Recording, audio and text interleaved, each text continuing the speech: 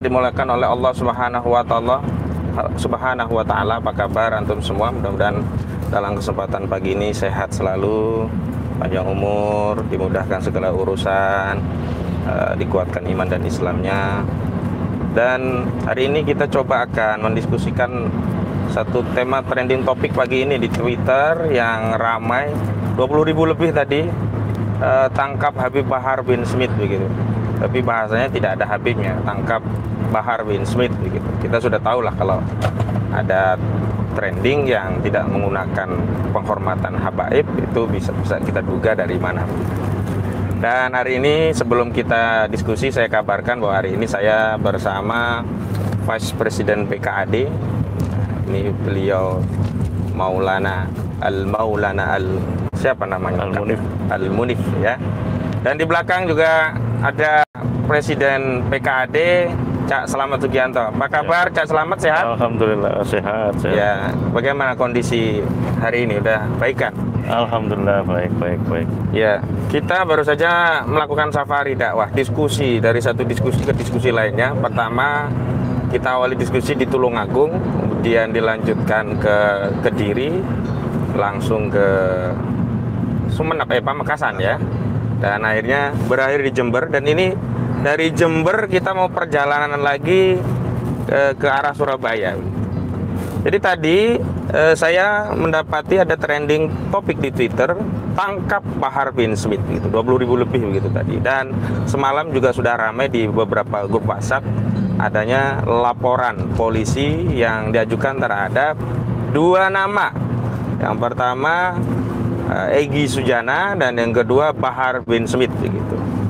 Diduga, ini kita belum ada rilis, tadi saya coba-coba cari, belum ada rilis tentang apa itu, tapi dugaan kuatnya adalah terkait adanya kritik yang disampaikan keduanya terhadap Kasat Dudung Abdurrahman. Tapi kita akan lihat nanti seperti apa. Dan sebelumnya beredar viral video-video yang diduga ya anggota TNI, karena tidak ada rilis resmi dari institusi TNI. Dan saya kira itu bukan resmi representasi TNI. Kalaupun itu benar dilakukan oleh oknum anggota TNI, itu bukan resmi atas instruksi dari TNI.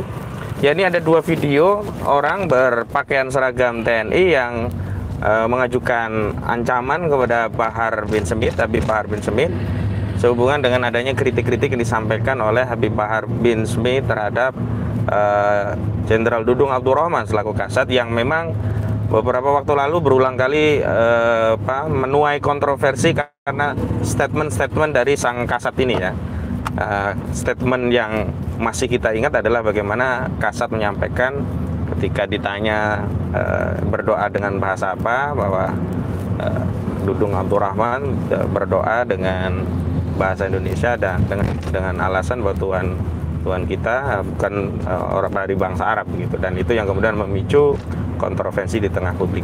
Saya mau ke Cak Slamet Sugianto selaku Presiden PKAD. Cak Slamet ini kan selama ini kan mengampu suatu forum bergengsi ya, kita tahu lah. Pusat Kajian dan Analisis Data itu kan satu forum yang paling rutin nih, paling masif mengadakan berbagai diskusi-diskusi tentang soal-soal keumatan ya, baik diskusi hukum dan politik. Nah, saya ingin minta pendapatnya tentang kebebasan berpendapat dan bagaimana kalau ada ekspresi kebebasan pendapat tadi kemudian disikapi dengan sebuah laporan polisi begitu. Ya, sebetulnya kan mestinya ini harus dipahami bahwa apa yang disampaikan oleh Habib Bahar dan para ulama-ulama yang lain serta aktivis-aktivis yang lain itu kan kerangkanya adalah dalam rangka untuk muhasab ahlil hukam, mengkoreksi penguasa, terutama ketika kita berbicara masalah hal yang berkaitan dengan ajaran Islam. Apa yang disampaikan oleh Pak Kasat Dudung itu kan bagian dari substansi yang menyentuh ke persoalan ajaran Islam yang seharusnya tidak dilakukan oleh seorang muslim, apalagi seorang pejabat yang akan membawa implikasi kepada masyarakat, kepada rakyat gitu loh. Ini yang harus dipahami standing positionnya Habib bin Smith dalam konteks persoalan dengan Kasat Dudung itu. Sehingga kalau tidak ada ini sebetulnya tidak akan ada respon dalam bentuk koreksi. Dan ini adalah ekspresi dari sebuah kebebasan berpendapat yang dilindungi kan oleh konstitusi. Saya kira harus dilihat dari konteks ini sebetulnya kalau kita memahami persoalan yang terkait dengan Habib Bahar. Tidak semuanya harus disikapi dengan represif ya, karena represif itu kan sebuah proses penanganan yang harus ditonjolkan sebagai bagian dari akhir. Masyarakat ini sudah jenuh dengan laporan-laporan. Setiap ada persoalan hukum selalu dengan pendekatan yang represif, pendekatan yang kekuasaan. Yeah. Apalagi sekarang masyarakat itu kan sudah sangat kritis sekarang itu, bahwa yang namanya hukum itu ya tidak lebih dipakai sebagai instrumen kekuasaan. Ya, jangan kemudian ditambah dengan semakin membuat masyarakat itu akhirnya jenuh, dan suatu saat pasti akan meledak itu ketika masyarakat itu semakin memahami bahwa ini akumulasi dari setiap tampilan kebijakan yang selalu menonjolkan pendekatan-pendekatan kekuasaan. Karena ini adalah bentuk satu akumulasi resistensi yang pada akhirnya nanti akan menciptakan masyarakat itu pada akhirnya bisa mengalami gejolak sosial yang luar biasa, yang ketika setiap penanganan persoalan hukum itu selalu menonjolkan pendekatan kekuasaan. Nah, kalau Bang Ahmad Kosinudin sendiri ketika melihat persoalan ini seperti apa sebetulnya? Iya, yang pertama tentu saya ingin pejabat itu bisa empan papan gitu loh, meletakkan posisi proporsional sesuai dengan tugas pokok dan fungsinya. Jadi kalau TNI, militer ya bicara tentang kedaulatan. Boleh saja bicara tentang agama, tapi harus menghindari satu substansi pembicaraan yang bisa disalah tafsirkan publik gitu. Misalkan alangkah lebih baiknya Pak Dudung fokus bicara tentang bagaimana prajurit TNI jangan meninggalkan sholat ya. Itu kan jauh lebih bisa diterima oleh seluruh kalangan dan meminimalisir kontroversi atas adanya salah tafsiran ketimbang bicara ke hal-hal yang sebenarnya sangat rawan untuk dipahami berbeda begitu. Nah, lagi pula saya pikir begini, saya sudah pernah mengajukan kritik Cak Slamet. Iya. Jadi kalau bisa pejabat TNI itu ya ada saluran resmi untuk menyampaikan pandangannya begitu, bukan melalui forum podcast misalkan pada kasus Didi Corbuzier itu. Itu kan tidak tepat. Jadi justru jatuh marwah TNI kok mencari saluran komunikasi melalui podcast gitu. Kecuali Pak Dudung itu politisi. Kalau politisi memang dia cari podcast tadi untuk dalam rangka menaikkan elektabilitas. Tapi kalau jenderal kan tidak butuh elektabilitas. Dia setelah mendapatkan amanah jabatan ya tugas dia bekerja menjalankan apa yang menjadi fungsi kasat. Nah, kalau kita bicara fungsi kasat tentu lebih penting seorang Jenderal Dudung Abdurrahman bicara tentang kedaulatan NKRI, bagaimana mengatasi masalah Papua. Nah, maka kemarin justru statement dari Pak Dudung kan justru kontroversi begitu ya, menyebut Papua itu saudara di saat anggota TNI ada yang meninggal 13 orang oleh serangan OPM ya.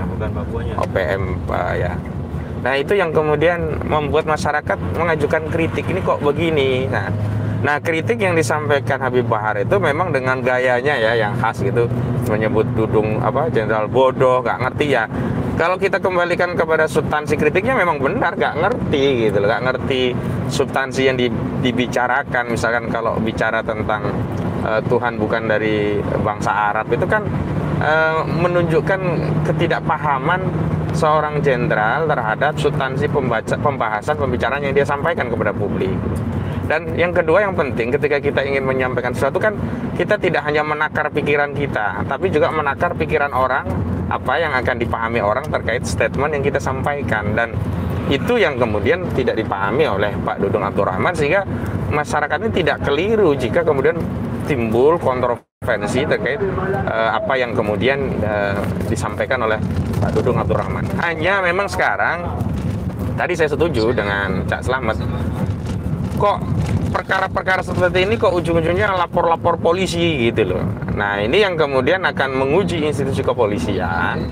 Apakah institusi kepolisian itu akan menjadi alat represi dengan menindaklanjuti laporan tadi, atau melakukan koreksi? Karena belum lama ini Pak Listio Sigit Prabowo sendiri mengakui loh, ada kecengahan masyarakat melalui analisis angry di sosial media itu ada semacam alat lah untuk mengukur tingkat kepercayaan publik kepada institusi kepolisian, dan hari ini menurut Pak Listio sendiri memang sedang turun kepercayaan publik kepada institusi kepolisian.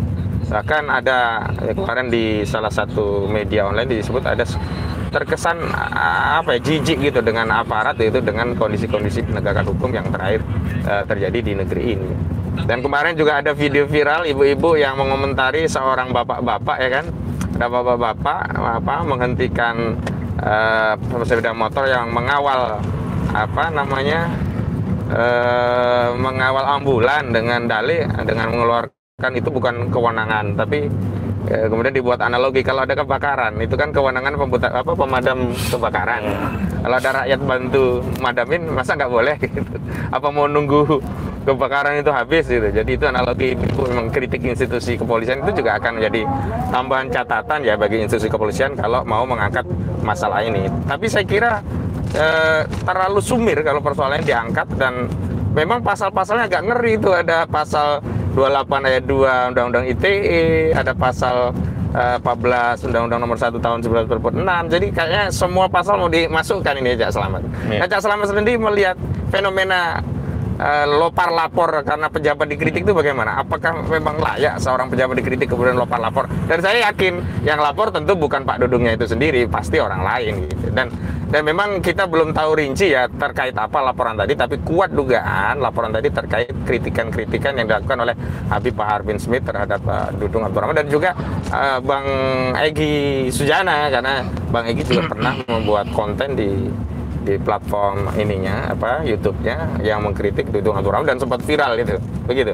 Iya, kalau saya kira kembali ke substansi yang disampaikan oleh Habib Bahar ya, bahwa ini kan persoalan serius. Kita sendiri dulu semasa kanak-kanak ya diajari pendidikan agama tentang sifat-sifat Allah Subhanahu wa taala, di antaranya kan mukhalafatu lil khawadisi ya, bahwa yang namanya Allah itu punya sifat berbeda dengan makhluknya. Nah, ini kan persoalan mendasar dan itu dipahami oleh kalangan Nahdliyin. Sifat-sifat Allah Subhanahu wa taala itu sebagai satu bagian dari tarbiyatul Islam, pendidikan Islam yang sangat diyakini, yang sangat menjadikan satu nilai yang tidak terpisah dalam kehidupan kita, karena itu terinternalisasi melalui sebuah proses pendidikan dilanggar-langgar di musola-musola waktu kita dulu diajari oleh para yai kita, dilanggar-langgar. Nah, oleh karenanya maka secara substansi ini memang benar satu yang sangat menyentuh gitu loh, menyentuh keyakinan kaum muslimin, menyentuh kita ini yang sudah diajari begitu. Nah, ini sebetulnya hal yang mendasar yang ingin disampaikan, pesan yang ingin disampaikan oleh Habib Bahar bin Smith, sekalipun dengan style yang berbeda-beda. Orang kan punya gaya perbedaan, punya gaya masing-masing. Ada gayanya Gus Nur yang seperti itu, ada Habib Bahar yang gayanya seperti itu. Tapi substansinya ini mengingatkan, dan karena ini persoalan yang sangat serius ini berkaitan keyakinan, terutama kita ini yang lahir dari kalangan Nahdliyin ya, yang memahami betul sifat-sifat Allah Subhanahu wa taala itu. Itu yang pertama yang saya lihat dari sisi substansi. Yang kedua, kalau kita bicara masalah undang-undang ITE misalnya. Undang-undang ITE zaman SBY itu kan dulu lahir itu kan untuk mengisi kekosongan hukum terkait dengan transaksi digital. Bagaimana dulu kegiatan-kegiatan ekonomi digital itu nggak ada ruang, nggak ada norma hukum yang mengatur, maka kemudian muncul undang-undang ITE itu. Hal yang tidak pernah terjadi dulu masa SBY, dan sekarang itu ketika undang-undang ITE itu digunakan oleh rejim ini, oleh penguasa-penguasa ini sebagai satu norma yang digunakan untuk jerat menghabisi orang-orang yang memiliki pandangan yang berbeda dalam koridor kebebasan berpendapat. Ini yang sangat memprihatinkan kalau kita melihat bagaimana law enforcement terkait dengan undang-undang ITE atas berbagai kasus-kasus yang ada, termasuk dalam konteks persoalan antara Habib Bahar Smith dan Kasat Dudung ini. Nah, kalau Bang Ahmad Qasim sendiri melihat ini dari sisi kemungkinan kok Pak Dudung itu bicara begitu, itu sebetulnya konteksnya apa sih? Gitu, latarnya apa sih? Jadi begini, kalau kita mau bicara motif ya dalam konteks penegakan hukum kan biasanya ada penyelidikan, nanti ditarik motifnya apa. Tentu Pak Dudung sendiri yang paling tahu kenapa sih kok beliau bicara bab itu yang sebenarnya bukan tupoksinya. Kan? Tapi kalau kita lihat dari sisi latar memang agak spesial lah jenderal yang satu ya. Karena konon beliau itu pertama naik dari Akmil itu kan sebabkan bikin patung Pak Soekarno sehingga diapresiasi oleh Ibu Megawati, dan naik ke Pangdam tak lama dengan urusan baliho itu, penurunan baliho, beliau naik jadi Pangkostrat, dan ada hilangnya 3 patung diorama 3 jenderal yang menurut Pak Gatot Nurmantio ya, jadi satu indikasi ada kebangkitan komunisme begitu. Dan hari ini kita tahu juga Pak Dudung memang sering juga tampil-tampil di publik dalam konteks yang saya kira politis gitu. Nah tampil komunikasi yang sifatnya politis inilah yang sebenarnya memicu kontroversi. Nah, kalau Pak Dudung itu dia fokus pada tugas militernya, bicara yang tidak keluar dari tupoksi militer, saya kira akan ada kekeliruan, selip lidah gitu ya. Nah, dan itu juga tidak akan menimbulkan kontroversi. Tapi saya melihat begini, saya khawatir kalau model lapor-lapor ini terus menjadi tradisi bangsa kita, maka bangsa ini tidak akan pernah keluar dari konflik ya. Jadi beda pendapat, lapor, beda pendapat, lapor. Dan saya yakin ini yang melaporkan bukan orang yang berkepentingan. Kadang-kadang hanya orang yang kemudian dipakai dan kemudian lapor. Setelah itu dengan dalih sudah ada laporan, polisi melakukan penyidikan, kan, pemanggilan, semua dipanggil gitu. Padahal pada saat yang sama ketika kita melakukan laporan terhadap orang-orang yang secara nyata menistakan agama, misalkan Abu Janda, Di Armando, Victor Leskodat, Denny Siregar, itu tidak diproses-proses. Nah ini kasus ini kalau ditindak lanjuti oleh kepolisian, saya khawatir akan memicu ketidakadilan semakin terasa, semakin menganga, dan itu akan memicu ya konflik sosial di tengah masyarakat yang tidak perlu. Nah, menurut Cak Slamet sendiri bagaimana pandangan Cak Slamet? Adakah potensi ya terjadi pembelahan di tengah masyarakat kalau kasus ini nanti dinaikkan? Ya, yang dirasakan oleh masyarakat tentang law enforcement, penegakan hukum yang justru melanggar prinsip-prinsip hukum itu sekarang kan sangat terasa. Ya, misalnya ya tadi yang disampaikan oleh Bang Ahmad Kasinudin tadi kan, bagaimana perbedaan antara penerapan hukum antara mereka yang melakukan upaya kritik terhadap rejim penguasa dengan apa yang mereka yang berada dalam kubu yang ada di dalam rejim atau rejim itu sendiri. Betul. Equality before the law itu sangat terasa sekali itu. Betul.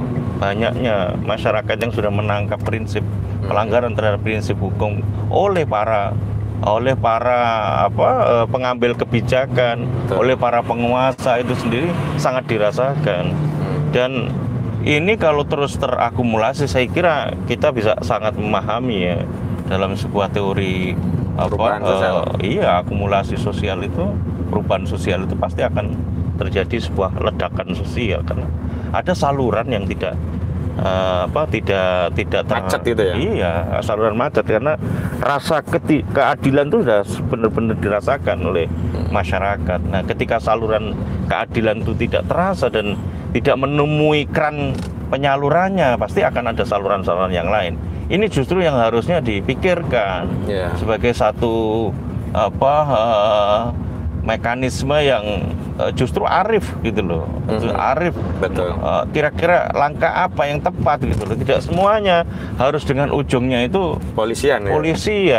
Dan kita kan tahu juga norma hukum dalam pidana itu kan itu pemidanaan itu kan adalah solusi terakhir. Yang pertama kan yang harus dikedepankan itu adalah bagaimana saling tabayun, bagaimana saling bisa memahami satu dengan yang lain sehingga ada balancing di situ dan ada clearance. Jangan kemudian sudah ini menyentuh persoalan sensitif ajaran Islam lalu kemudian lopar lapor. Wah, justru masyarakat nanti kesannya juga akan semakin memahami bahwa berarti rejim ini nampaknya benar seperti dugaan banyak orang, ini anti Islam, anti terhadap ulama-ulama, anti terhadap aktivis-aktivis, para habaib. Nah, ini yang harus benar-benar diperhatikan. Nah, kalau Bang Ahmad Kosinudin sendiri kira-kira seperti apa ke depan kemungkinan yang akan terjadi kalau ini yang benar-benar pendekatannya selalu dengan pendekatan represif pakai lapor ini. Ya.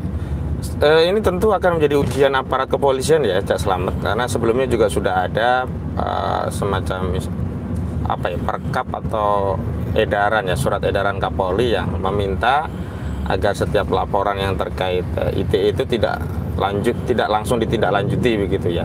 Perlu ada penyelesaian dengan pendekatan restoratif justice. Makanya selalu laporan itu tidak langsung ditindaklanjuti, tapi dipanggil para pihak untuk dilakukan mediasi. Ini persis seperti kasus yang terjadi antara Luhut Binsar Panjaitan dengan Haris Azhar.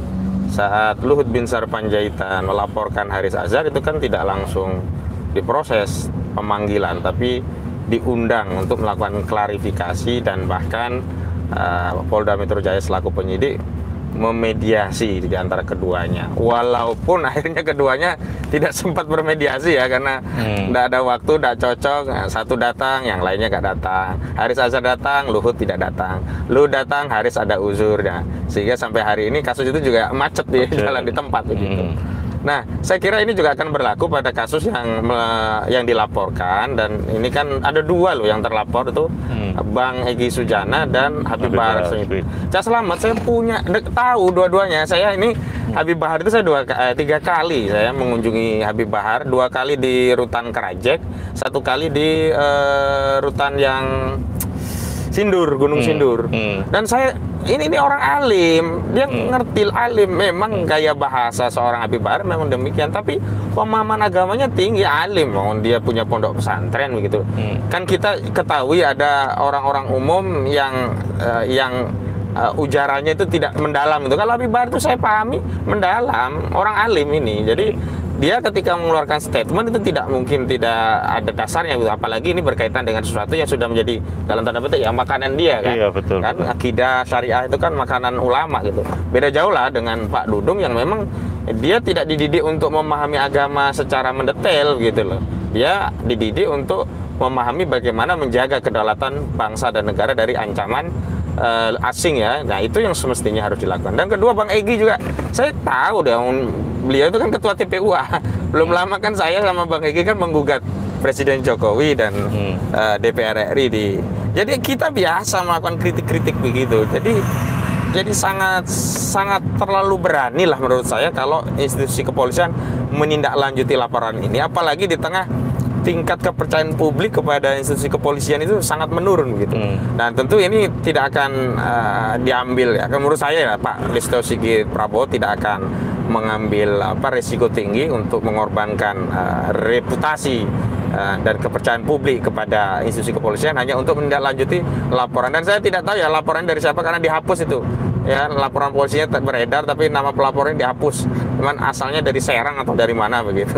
Nah, Pak Cak Slamet, apa sih nasihat Cak Slamet kepada orang yang beda pendapat? Apa harus terus kemudian lapor polisi? Dan yang kedua, bagaimana sikap seorang pejabat kalau dia dikritik rakyatnya yang sudah membayar pejabat itu untuk bekerja? Ya, ini kan soal relasi antara penguasa dengan ulama begitu, Pak. Dan dua-duanya ini kan pilar penting dari sebuah negara. Dan mestinya kultur yang dibangun itu kalau dalam domain soal-soal yang berkaitan dengan ajaran Islam, ajaran agama, itu ya kembali kepada para ulama yang memahami betul gitu loh. Ketika ada kesalahan misalnya kata-katanya itu kurang benar-benar merepresentasikan pemahaman terhadap agama, ya tabayun gitu loh, tabayun. Dan ketika diingatkan, ya sudah selayaknya penguasa itu bisa menjadikan apa yang menjadi nasihat-nasihat ulama itu bisa diterima begitu loh. Nah, ini kan kalau kita perhatikan dan kalau kita lihat akhir-akhir ini kan justru terjadi sebuah penggerusan soal relasi antara Umarok dan ulama gitu ya. Umarok dengan ulama. Harusnya bersinergi, justru dipertentangkan sepertinya ya. Ya harusnya umarok itu kalau dia dalam hal-hal yang berkaitan dengan ajaran-ajaran agama, dia harus jadikan apa yang menjadi petuah-petuah, nasihat-nasihat, tausiah para ulama itu dijadikan sebagai sebuah referensi kan begitu. Kalau ini terus terjadi, ulamanya terus disalahkan dan kemudian mengingatkan apa yang menjadi kesalahan-kesalahan yang jadi umara. Wah, ini ya akan terjadi sebuah bencana yang besar ini. Betul. Yakin kita ini semuanya meyakini, kita sebagai seorang muslim, kita seorang mukmin sangat meyakini ketika ulama ini sudah tidak ditempatkan sebagai orang yang benar-benar dijadikan sebagai referensi atas urusan-urusan agama, ya tinggal menunggu kehancurannya cepat atau lambat. Ini yang saya perlu ingatkan ya kepada kita semuanya, bagaimana pentingnya menempatkan ulama itu dalam urusan-urusan agama sebagai tempat untuk dimintai nasihat, sebagai tempat untuk dijadikan sebagai rujukan, sebagai referensi gitu. Jangan kemudian ulama itu dimainkan untuk legitimasi kekuasaan. Wah, itu tunggu kehancurannya saja kalau itu dilakukan. Dan kalau melihat perkembangan kasus seperti ini, arah ke depan seperti apa ini nasib masa depan potret hukum kita dan potret politik kita ini, Bang Ahmad Kozinudin? Saya khawatir kasus Habib Bahar ini mau dijadikan sarana untuk membenturkan antara TNI dengan umat Islam. Jadi seolah Habib Bahar itu merepresentasikan umat Islam, ya, Dudung Abdurrahman itu merepresentasikan TNI. Dan ini muncul dari narasi yang dimunculkan dengan beredarnya video-video ada 2 orang ya berseragam TNI, karena saya belum bisa sebut dia anggota TNI. Kalau berseragam TNI, iya, ada yang bahkan pangkat Kopka ya, Kopral Kepala salah satunya itu, dan mengajukan tantangan-tantangan. Nah, ini kan kami khawatir ya, kita semua khawatir friksi. Ya sebenarnya kritiknya kan terhadap oknum ya, yakni Dudung Abdurrahman dengan pangkatnya sebagai Kasat, bukan terhadap institusi TNI secara keseluruhan. Ini kan oknumnya. Nah, itu kemudian digeneralisasi menjadi satu friksi yang terjadi antara umat Islam dengan TNI. Padahal hari ini kan 2 kekuatan ini yang tersisa dari negeri, yakni TNI dan umat Islam. Karena itu penting bagi aparat yang ada di TNI dan juga umat Islam secara umum, jangan mau diadu domba ya dengan gerakan-gerakan buzzer yang seolah-olah mengatasnamakan menjaga marwah TNI begitu, yang hendak membenturkan umat Islam dengan TNI dengan isu Habib Bahar bin Smith dan Dudung Abdurrahman ini begitu. Nah, saya kira perlu segera diambil klarifikasi dari TNI juga agar ini tidak liar dan meluas, sehingga orang-orang yang kemudian juga nanti mengambil legitimasi bertindak untuk dan atas nama TNI bisa kita hindarkan legitimasi itu.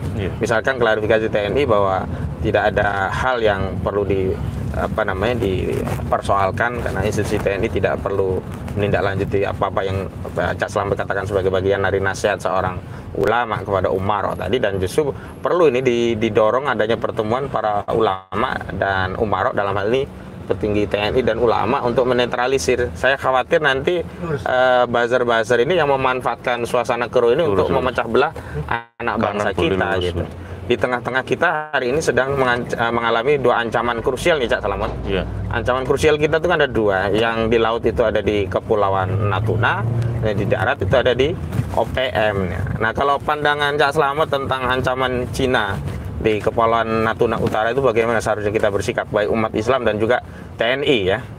Iya, kalau kita melihat itu kan kita ini negara yang besar ya. Besar dari sisi SDM dia. Indonesia ini adalah mayoritas muslim terbesar di dunia. Yang pertama. Kalau dari sisi sumber daya alam dan letak geoekonomi politik itu sangat strategis karena perairan kita, lautan kita ini lautan sebagai tempat perairan internasional, perlintasan perdagangan maupun perlintasan militer ya.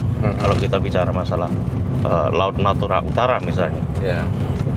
Nah, oleh karenanya mestinya TNI ini berpikir yang lebih strategis ya, lebih jauh mengenai seperti apa mewujudkan kedaulatan dengan letak yang sangat strategis, SDM yang sangat strategis. Jangan sampai kemudian kita ini digunakan sebagai destinasi pengaruh kekuatan internasional yang memanfaatkan kita. Ini justru yang menjadi fokus harusnya yang dipikirkan sebagai kajian-kajian strategis yang dirumuskan dalam bentuk strategi ketahanan dan pertahanan negara yang kemudian mewujudkan kedaulatan negara sebenar-benar kedaulatan negara.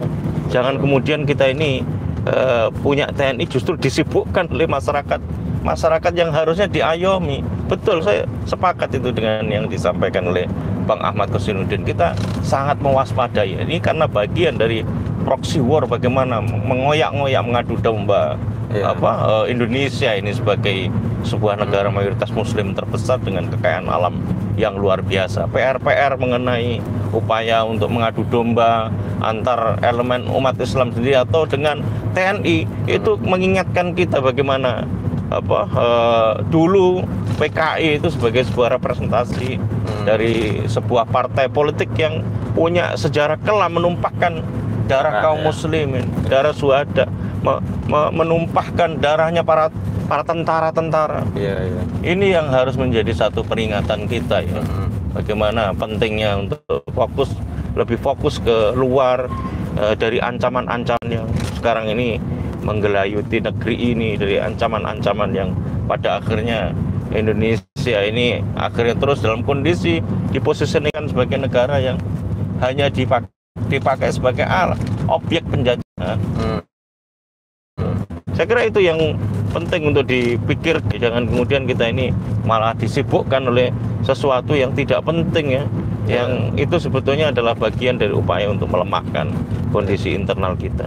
Saya kira begitu Bang Ahmad Kossirudin. Baik, subscriber kaca yang dirahmati oleh Allah Subhanahu Wa Taala, ada beberapa hal yang krusial untuk saya tegaskan begitu. Mau kan AWD saja.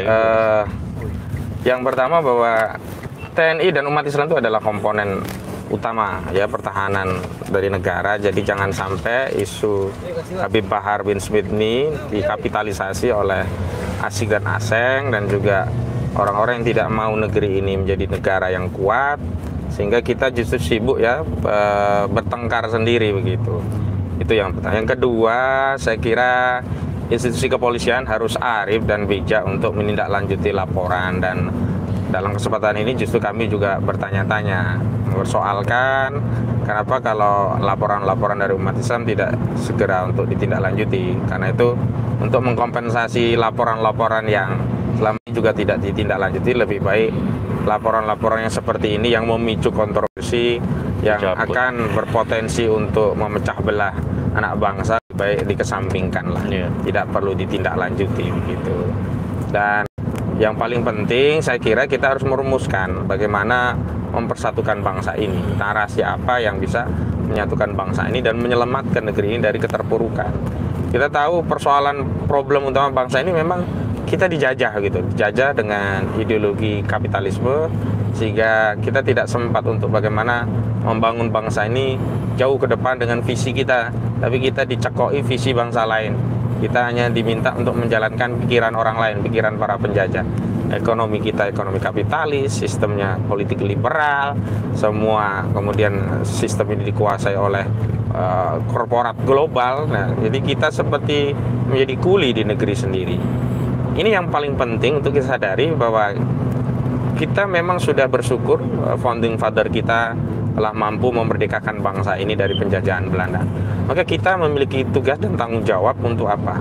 Memberikan kemerdekaan yang sejati kepada segenap rakyat dan seluruh tumpah darah bangsa Indonesia, yakni kemerdekaan yang sejati yang benar-benar terbebas dari segala bentuk penjajahan, baik penjajahan fisik maupun penjajahan non fisik. Dan hari ini meskipun bangsa Indonesia ini sudah tidak dijajah lagi secara fisik, tapi kenyataannya kondisi negeri ini saat ini masih terjajah. Lihat saja bagaimana Freeport dikuasai oleh Amerika, sejumlah tambang-tambang dikuasai oleh Cina, korporat-korporat asing masih bercokol di negeri ini. Dan kita juga tahu bagaimana bangsa ini kemudian diikat atau dijajah dengan pinjaman. Utang kita sudah di atas 6.700 triliun rupiah. Bagaimana kemudian hari ini juga masih terbelit dengan pandemi, pertumbuhan ekonomi yang juga belum stabil. Masya Allah, banyak sekali persoalan-persoalan yang semestinya harus kita selesaikan, dan tentu saja mudah-mudahan kita tidak tertipu, Amin, tidak dikecoh oleh persoalan-persoalan yang yang tidak krusial dan semestinya bukan agenda umat ya. Ini kan pecah belah TNI dan umat Islam kalau kita lihat narasi Dudung dan Habib Bahar bin Smith. Oke, begitu closing statementnya Cak Slamet. Ya, kita harus banyak belajar dari apa yang terjadi sekarang ini, bahwa carut marut negara ini akan sangat ditentukan seperti apa tampilan Umarok itu bisa menjalankan kebijakannya secara arif. Dan saya kira semakin arif Umarok itu bisa menjalankan, itu semakin akan membuat sebuah ketentraman rakyat. Rakyat ini mudah kok. Rakyat ini kan sangat menjadi bagian dari yang akan ditentukan seperti apa penguasanya gitu.